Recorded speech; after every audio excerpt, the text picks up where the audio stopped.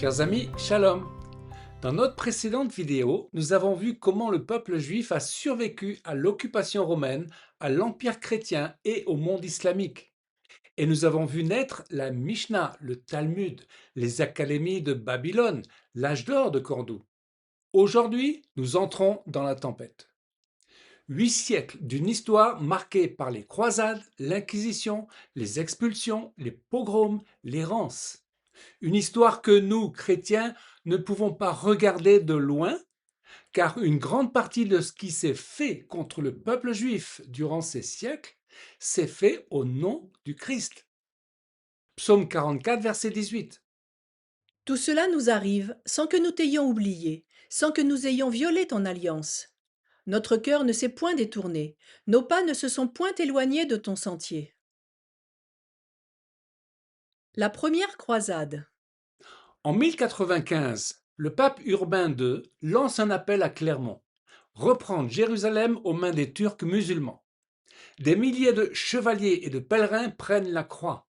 Mais avant même d'atteindre la Terre Sainte, des bandes de croisés, en particulier celles menées par Pierre l'Ermite, se retournent contre les communautés juives d'Europe.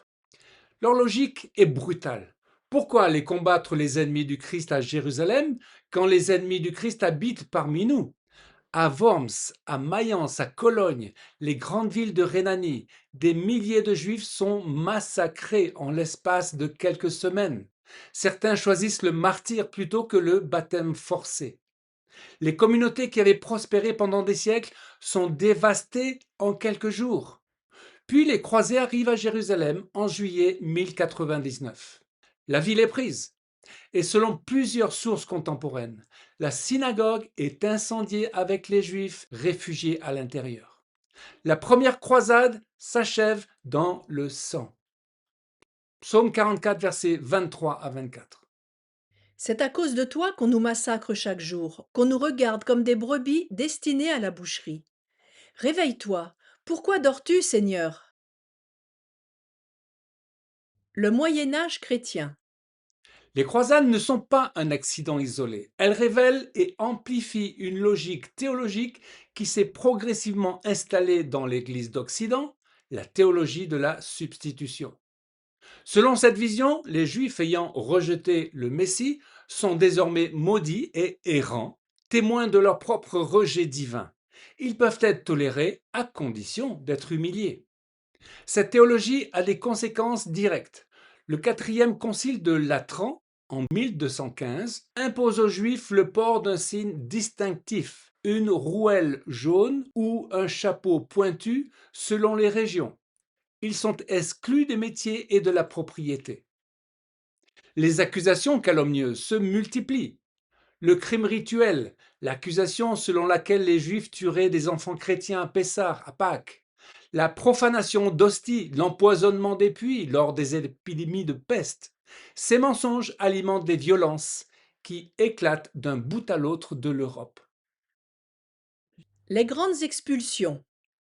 Peu à peu, les États chrétiens d'Europe commencent à chasser les Juifs de leur territoire.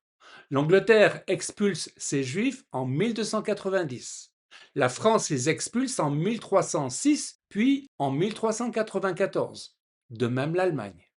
Et vient l'événement le plus traumatisant de cette période, l'expulsion d'Espagne en 1492. L'Espagne abritait la plus grande et la plus brillante communauté juive du monde occidental.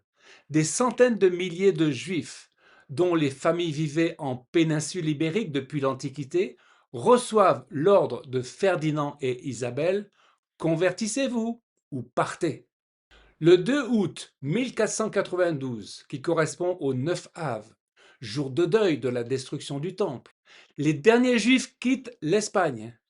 Certains rejoignent le Portugal, d'où ils seront chassés en 1497. D'autres trouvent refuge dans l'Empire ottoman, avec un sultan bienveillant, en Afrique du Nord, dans les Pays-Bas, et même certaines régions de France du Sud et Sud-Ouest. L'Inquisition et les maranes. Pour ceux qui avaient choisi la conversion forcée plutôt que l'exil, la menace ne disparaissait pas avec le baptême. L'Inquisition espagnole, instaurée en 1478, traque les conversos, soupçonnés de pratiquer secrètement le judaïsme.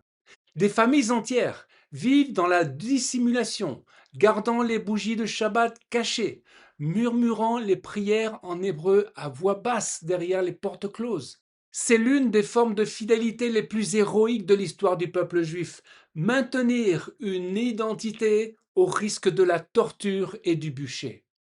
Et c'est aussi l'une des pages les plus sombres de l'histoire de l'Église.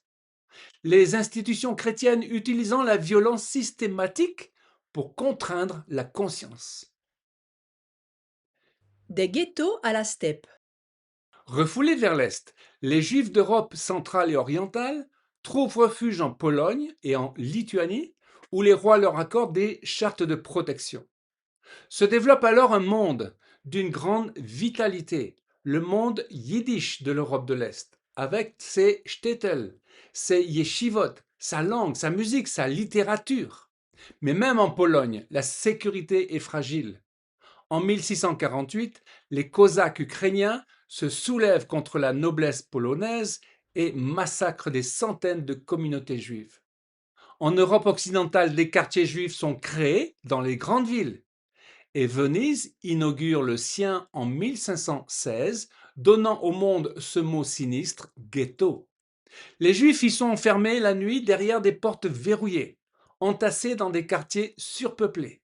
À Rome, le ghetto durera jusqu'en 1870. Ézéchiel 37, verset 11. Il me dit, Fils de l'homme, ces eaux, c'est toute la maison d'Israël. Voici, ils disent, nos eaux sont desséchées, notre espérance est détruite, nous sommes perdus. Racidisme et attente messianique. Face à tant de douleurs, le peuple juif ne reste pas sans réponse. Au XVIe siècle, à Tzfat, en Galilée, une école mystique extraordinaire se développe autour de figures comme Joseph Caro, qui rédige le Shulchan Aruch, le grand code de droit juif, et surtout Rabbi Isaac Luria, dont la Kabbalah propose une réponse métaphysique au mystère de l'exil. Le concept du tikkun olam, la réparation du monde, naît dans ce contexte de fragments et de brisures. En 1665, un faux messie nommé Shabtai Tzvi embrase les communautés juives du monde entier d'une fièvre messianique. Des milliers vendent leurs biens, attendent le retour en terre d'Israël. Et puis, Shabtai Tzvi se convertit à l'islam sous la pression du sultan ottoman. La désillusion est immense, mais cela révèle également la profondeur de l'attente messianique dans un peuple qui souffre depuis si longtemps. Au XVIIIe siècle, le Baal Shem Tov fonde le mouvement chassidique en Ukraine. Dans les villages pauvres de l'Est, il enseigne que la joie, la prière du cœur et l'amour de Dieu valent autant que l'érudition talmudique. Le chassidisme donne vie et espérance à des communautés brisées. La fidélité de Dieu à travers l'histoire. Aucune nation de l'Antiquité n'a survécu. Les Babyloniens, les Perses, les Grecs, les Romains sont devenus des civilisations du passé. Mais le peuple juif est encore là. Cette période reste l'une des pages les plus sombres de l'histoire de l'Église. Au nom de la croix, des foules ont persécuté le peuple dont sont issus Jésus et les apôtres. Et pourtant, malgré les expulsions, les massacres et l'errance, Israël a survécu. À travers cette survie inexplicable, nous comprenons, si on en doutait encore, que Dieu lui-même témoigne qu'il n'a pas rejeté son peuple. Amen.